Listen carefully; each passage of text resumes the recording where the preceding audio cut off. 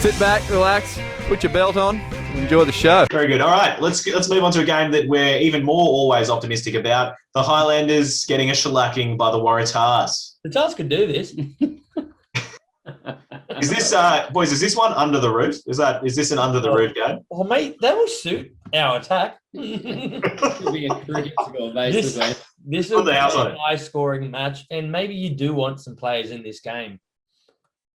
You boys aren't picking. Basically, what you're saying is you want Parisi in this game. That's what you're saying. That Forsyth bar, basically, yeah. It is. So, in terms of the returns, Harry, who do we have returning this week? Look, Sam Gilbert is fit again for the Highlanders to come in at fullback.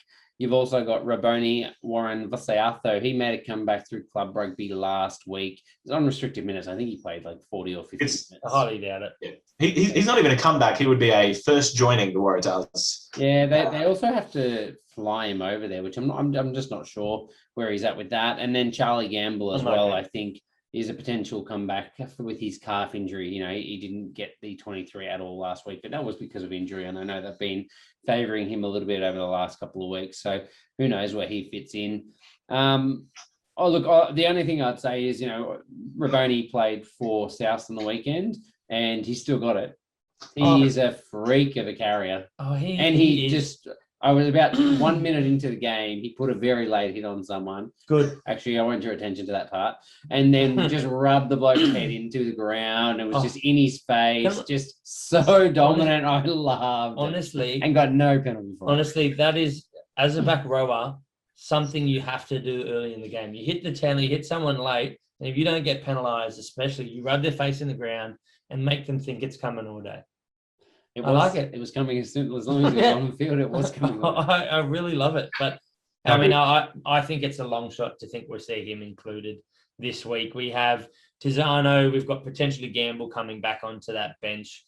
We had Will Harris at number 8. We had Dempsey at number 6. I just don't think Dempsey was at 7. We had 7. Squinto at 6, Dempsey at 7. Yeah, exactly. I don't know who even breaks into that if Tizano even gets back. If he's, I don't think he does. No.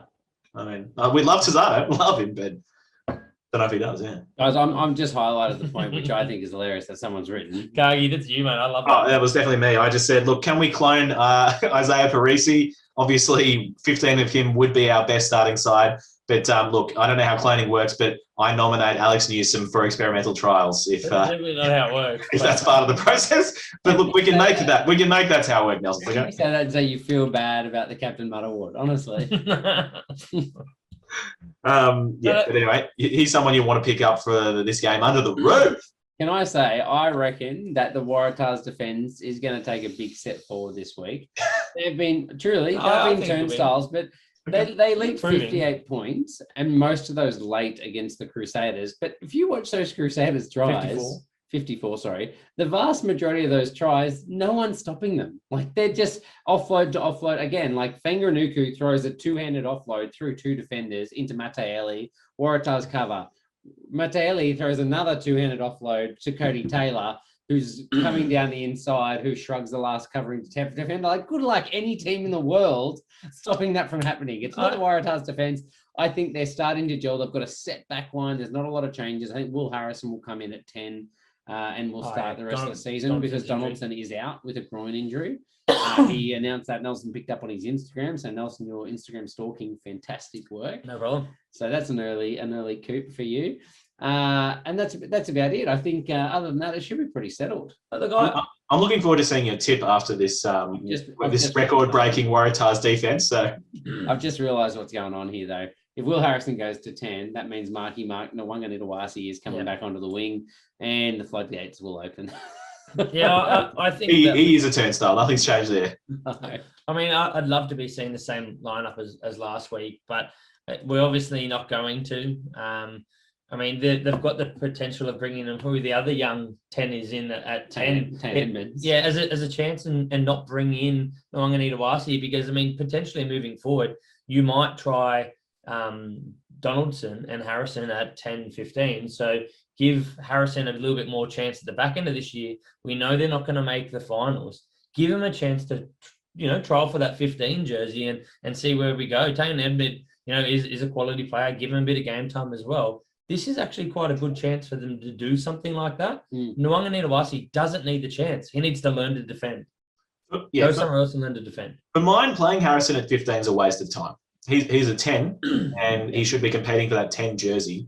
And I mean, only last year. I mean, do you remember how good he has been at 10? Phenomenal. Yeah. Everyone seems to have a very recent memory of Will Harrison at 10. No one's against him.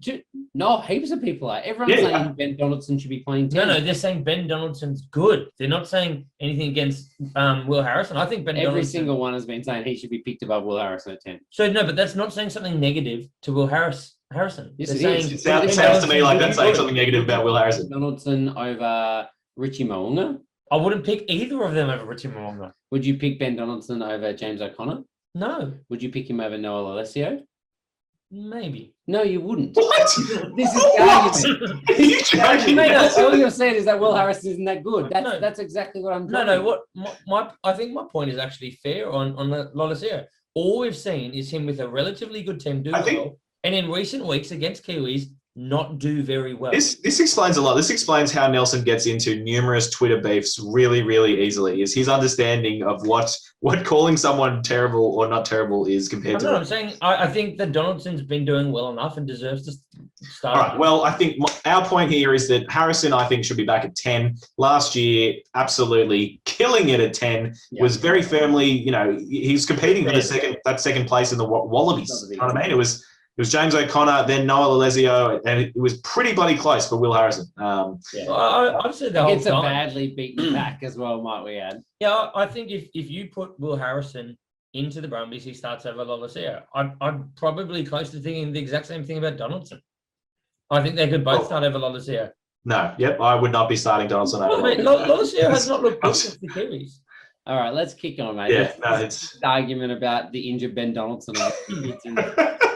Put him at whatever position in the Wallabies. That's fine. Okay. All right. So now we've talked about Angus Bell's average, Nelson. So you don't have to talk about that anymore. We haven't talked about Angus Bell enough, though. Let's be honest. No, Mr. Incredible. I mean, just how good, really. Him and HJH. How good is that? I mean, those two guys are just absolutely killing it. HJH's Trans Tasman average is 53.3. So between these guys, the prop pairing is just scoring 100 points a game. Is this? Do you guys think this is the weakest New Zealand front row? Potentially. Oh, mate, not according to themselves, mate. Fucking bloody Ethan de Groot, who thinks he'd take Taniela Tuba to school. He can talk all he wants, but he has to show it. I think that's the issue. Yeah, I mean, good luck with that. But look, I think the Waratahs are such a mobile pack, but I don't know that they're incredibly strong at the scrum. So maybe they're okay. They're not bad. They're okay, but I think that it's probably a pretty good matchup for them in that they get the mobility of our props that do a lot of carries under the roof, and they're actually going to be pretty solid in the scrum set piece as well. And our lineouts come pretty good. So I think it's a pretty good foundation for the Australian side to kick on here. It makes sense. I think if they can hold their own, the Tars in the scrum and their lineouts were really, really improved of late.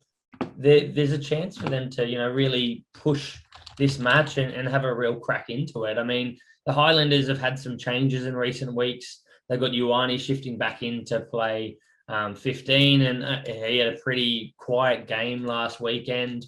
I'm sure they'll probably keep him there, even if Sam Gilbert does return. But they're not a really settled side either. So it'll be interesting.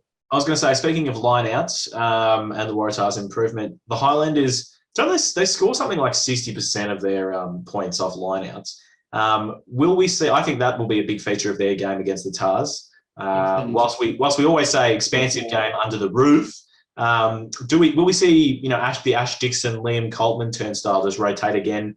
Captain Ash Dixon back to start again at home. He's probably good for a try or two. You'd have to think. Yeah, I think definitely the Waratahs rolling more defence is awful. Yeah, god awful. Yeah, it's probably the weakest part of their game, and that's saying a lot when you think about how bad the defence has been. Yeah. I think on the front row, just give a quick shout out to Andrew Tuala as well, who's been killing it in the shoot shield. I think he's been brought over. I believe he might be flying over to New Zealand for this week. So hopefully we see him get some minutes. He's dynamic if you get to see the big man run at the back end of the game. I'm just thinking Bell, him, and HJH, man, those forwards will just be running for days. Cargie's not been bad in his running game. He's done some pretty good things with ball. Also, I've never heard Andrew Tuala talked up that much, but he's been 30. He's been playing phenomenally. He's been around for ages, mate. Yeah, he's so good. You're talking like he's some new up and gun. Yeah, we've all seen him. All right, and last questions to do with the Highlanders, the back row. Shannon Frizzell, possibly an injury there with, was it concussion? Frizzell possibly in doubt? I think it's a concussion. No. That he gave or that he received? Is that the same as a couple of weeks ago? Yeah, I don't know. He is in. Well, we just assume that he's given some, so we're assuming this time it's he's received one. You know what I mean? It's injury now. Yeah. But yeah, if he's out, then who do we see in the Highlanders back row has been pretty dynamic. You know what I mean? Like as in who walk straight back in. But do we see Billy Harmon starting? James Lenchy started last week. Lenchy's actually put a few massive hits on. I think we talked earlier in the year about how big he's gotten. He's absolutely shredded. But yeah, what do we say? I mean, Nelson would really like to see Kazuki Himeno in there and starting. But you're seeing if Frizzell's not playing, I think we're seeing he's definitely starting, mate. Himeno. No, Himeno. Yeah, he's a weapon, mate. Frizzell's out, isn't he? Yeah. Well, actually, to be fair, the choice is Hugh Renton, who is almost as bald as Nelson, and I mean, he looks like he's played about 45 years of rugby. So I don't know, but. For mine, obviously Frizzell, Himeno at 8. Then we're never going to see Moreno Michaeli to play ever again, apparently. But yeah, who do you start? Nelson, you're an open side flank, mate. Lenchies or Billy Harmon? Mate, Billy Harmon's been awesome.